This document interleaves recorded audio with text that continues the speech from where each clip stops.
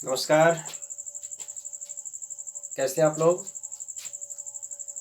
मैं मनीष कुमार गौतम आप लोगों के बीच में स्वागत करता हूं यूट्यूब चैनल पर सुभागी देवी इंटर कॉलेज मधुबन मऊ। आपको पता है कि आज पूरा देश जो है कोरोना वायरस से एक जो संक्रमण फैला है, जो एक महामारी का रूप ले चुका है, इससे बचने के लिए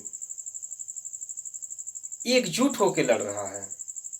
ऐसे में ज़्यादातर देशों में लॉकडाउन किया गया है, जिससे लोग सोशल डिस्टेंसिंग का पालन करें। सभी प्रकार की संस्थाएं बंद हो चुकी हैं और ज़्यादा से ज़्यादा यह एक विकराल रूप लेता जा रहा है। ऐसे में ज़रूरी है कि हम लोग घर पे ही रहें, सुरक्षित रहें। और इसमें मैं मानता हूं कि जो हमारे विद्यार्थी हैं, उनका ज़्यादा नुकसान हो रहा है। ऐसे में एक माध्यम है यूट्यूब। बच्चे घर पे बैठें, उन्हें एक अच्छा अवसर मिलेगा। इस चैनल से आप पढ़ेंगे। इसमें हम सामाजिक विज्ञान विषय को पढ़ाएंगे, जिसमें सामाजिक विज्ञान विषय में दो खंड होते हैं, खंड अ और खंड ब। तो खंड अ में इतिहास और नागरिक शास्त्र हम लोग पढ़ते हैं और खंड ब में भूगोल और अर्थशास्त्र को पढ़ते हैं। तो मैं पहले खंड ब को ही शुरू करूंगा, जिसमें भूगोल और अर्थशास्त्र की क्लासें लूंगा। क्लास 9th और 10th की स्पेशली मैं क्लास लूंगा। आज हम पढ़ेंगे सबसे पहले क्लास 9th से ही जो पहला चैप्टर है क्लास 9th का, भारत आकार और स्थिति को समझेंगे। तो चलो शुरू करते हैं। देखिए, सबसे पहले जानेंगे कि एक विशाल देश के रूप में भारत उत्तरी गोलार्ध में स्थित है। जैसे मान लीजिए ये हमारा ग्लोब हो गया, तो ग्लोब में यह हो गया 0 डिग्री अक्षांश या विषुवत रेखा। इसके उत्तर के भाग को हम कहते हैं उत्तरी गोलार्ध। तो भारत जो है इस उत्तरी गोलार्ध में कहीं यहां स्थित है। तो भारत उत्तरी गोलार्ध में स्थित है।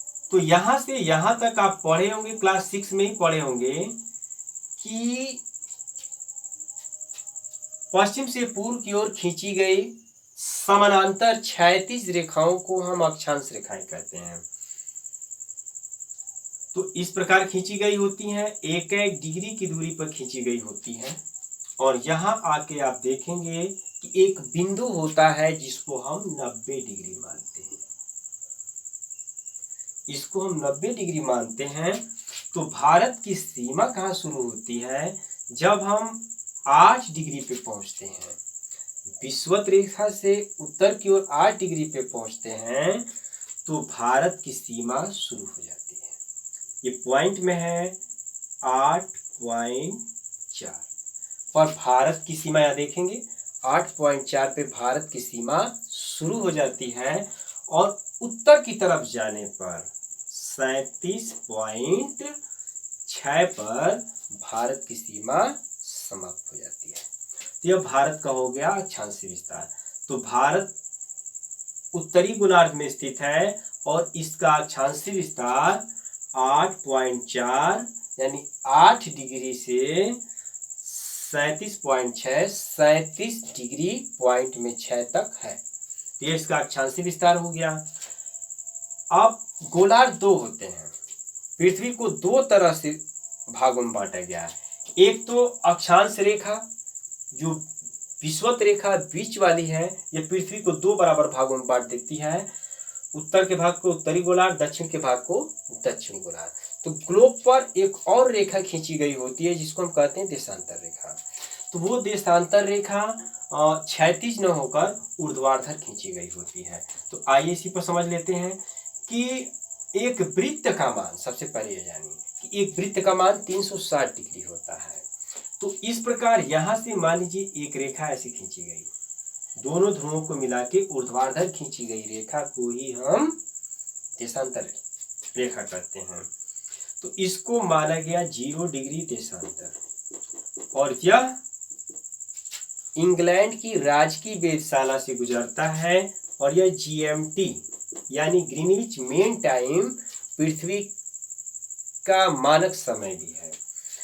तो यहां से पूर्व की ओर जाएंगे तो यह कहलाता है पूर्वी गोलार्ध, और पश्चिम की ओर जाएंगे तो यह कहलाता है पश्चिमी गोलार्ध। चूंकि दो भागों में बांटना है तो एक वृत्त का मान 360 डिग्री होता है, और यह एक एक डिग्री पर खींची गई रेखाएं होती हैं। तो इस प्रकार कुल देशांतर रेखाओं की संख्या 360 होती है। तो कुल देशांतर रेखाओं की 360 होती है संख्या, तो इसको अगर आधा आधा करेंगे तो 180 होगा। तो यहां से 0 डिग्री देशांतर से पूर्व की ओर जाएंगे तो आधे भाग को यहां तक जब आएंगे तो हो जाएगा 180 डिग्री, इसके अपोजिट तो 180 हो जाएगा। तो ये पूर्व की तरफ 0 से 180 के भाग को हम पूर्वी गोलार्ध कहेंगे, और पश्चिम के भाग को हम पश्चिमी गोलार्ध कहेंगे।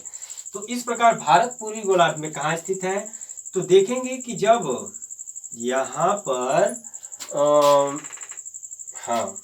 68.7, तो 68.7 जो देशांतर रेखा है, यहाँ से भारत की सीमा शुरू हो जाती है।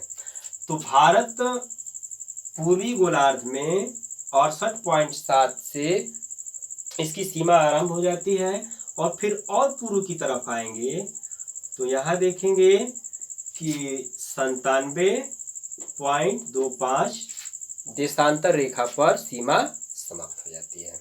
तो ये चीजें क्लियर हुई।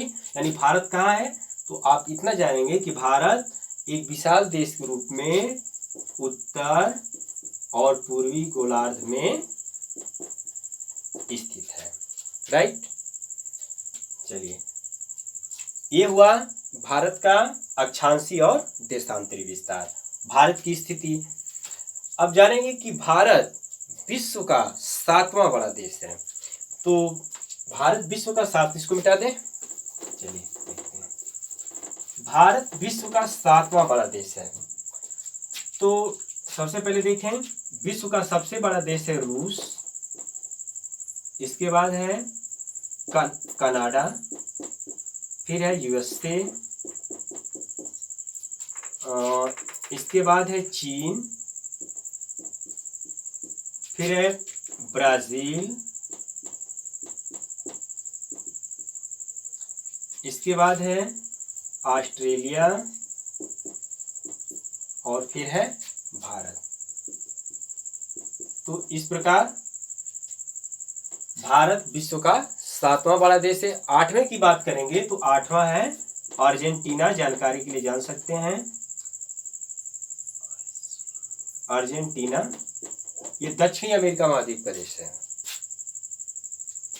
चलिए, ये विश्व के 7 बड़े देश।